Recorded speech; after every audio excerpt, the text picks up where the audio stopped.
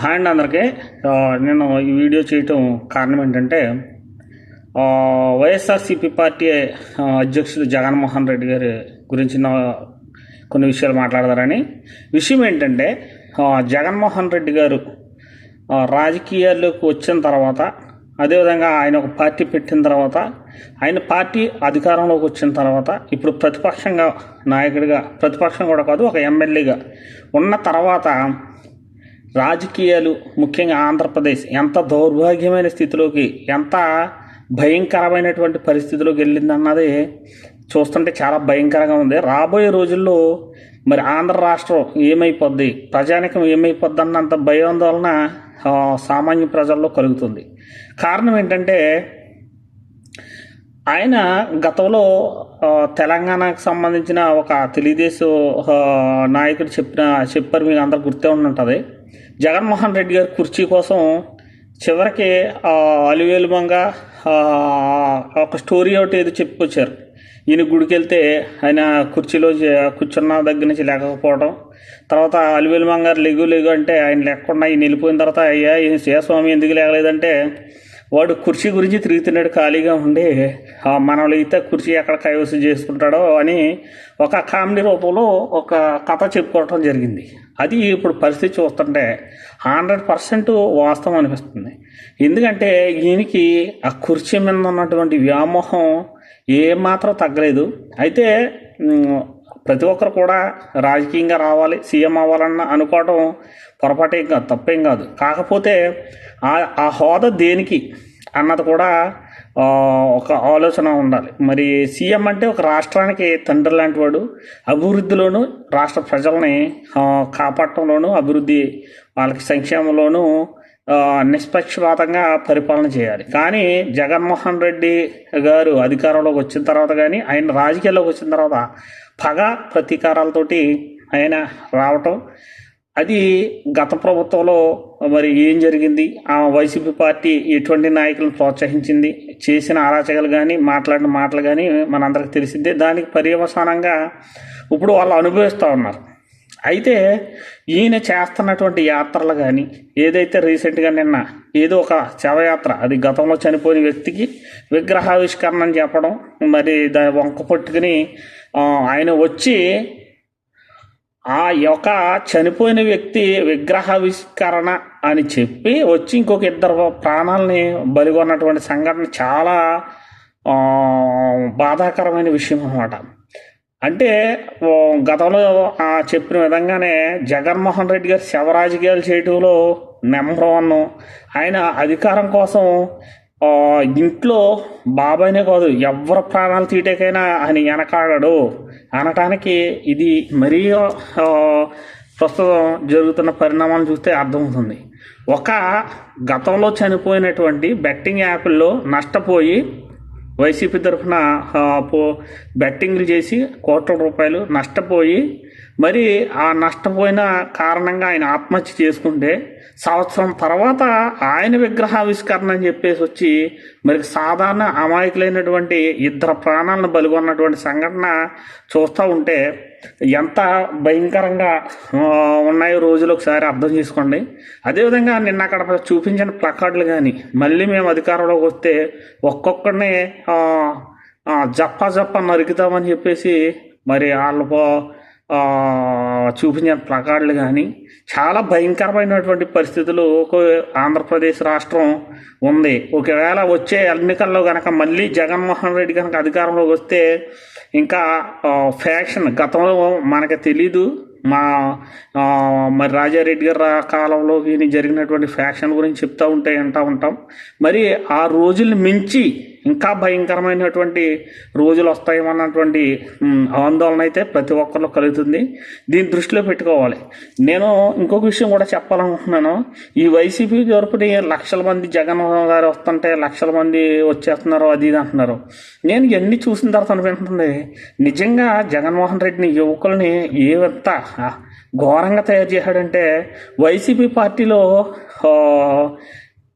ఒక కార్యకర్తలు కానీ, నాయకులు కానీ మరి ఎంత ఆకతాయిలు అన్నది ఇది చూస్తే అర్థమవుతుంది. గతంలో ఒక వీడియో చూసాం. ఏంటి, ఒక చిన్న పిల్లోడు సైకిల్ తొక్కుంటూ వెళ్తుంటే తెలుగుదేశం మీద ఉన్న ఆక్రోశంతో ఒకడు అలాగే ఆ సైకిల్ని ఇష్టం వచ్చినట్టు నేలనేసి కొట్టి తొక్కి ఇలాగ చాలా అల్లరల్లర చేశారు.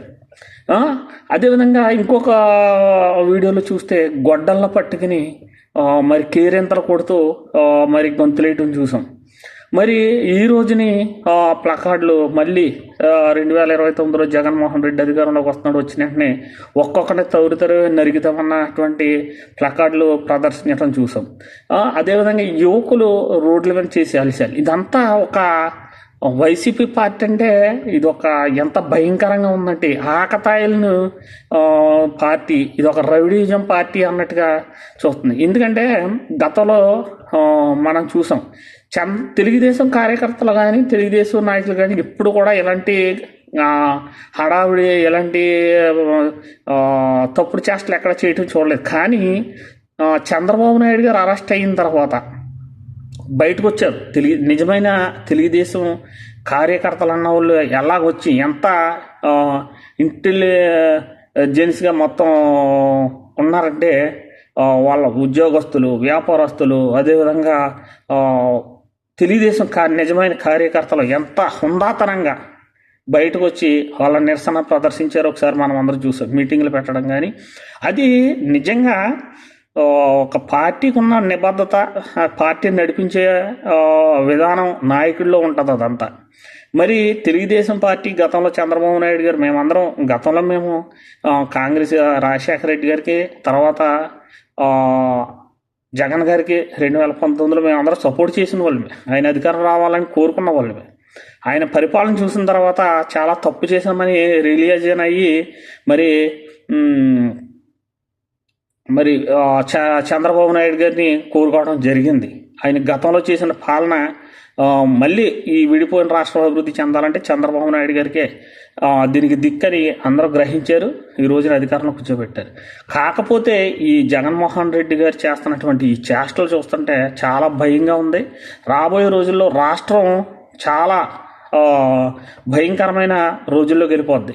ఇప్పుడు ఆయన ఈ ఆకతాయిలను అందరినీ చూసుకుని నేను మళ్ళీ 29లో వస్తాను, మీ వంతు చూస్తా, అది చేస్తా, ఇది చేస్తా అన్న చాలా బాధాకరమైనటువంటి రాజకీయాలు ఆంధ్రప్రదేశ్లో కొనసాగుతున్నాయి. దాన్ని దృష్టిలో పెట్టుకుని ప్రతి ఒక్కరు కూడా ఇప్పటికే 40% ఓటింగ్ శాతం ఉంది వైసీపీ పార్టీకి అని చెప్పేసి చెప్తున్నారు. దయచేసి గమనించండి, మనం ఒక రాజకీయ పార్టీని లేకపోతే ప్రభుత్వాన్ని మనం ఎన్నుకున్నాము అంటే కనుక అది రాష్ట్ర అభివృద్ధి కోసం, రాష్ట్ర యువకుల యొక్క భవిష్యత్తు కోసం, రాష్ట్ర భవిష్యత్తు కోసం, మన ముందు తరాల కోసం ఆలోచించి, మంచి చెడులు ఆలోచించి ఒక నాయకుడిని ఫాలో అవటం కానీ, ఒక పార్టీకి సపోర్ట్ చేయడం కానీ మనం చెయ్యాలి తప్ప ఏదో గుడ్డిగా నమ్మి ఏదో మనిషి మీద ఉన్నటువంటి అభిమానంతో, ప్రేమతోటో మనం తప్పుడు నిర్ణయాలు తీసుకుంటే మన ముందు తరాలు మన చాలా నష్టపోవాల్సి వస్తుంది. రాష్ట్రంలో మరి చాలా రేపు నిన్న ఎవరైతే జగన్ గారు వస్తున్నారని వెళ్ళిన జనాల్లో 2 యువకులు చనిపోయారు.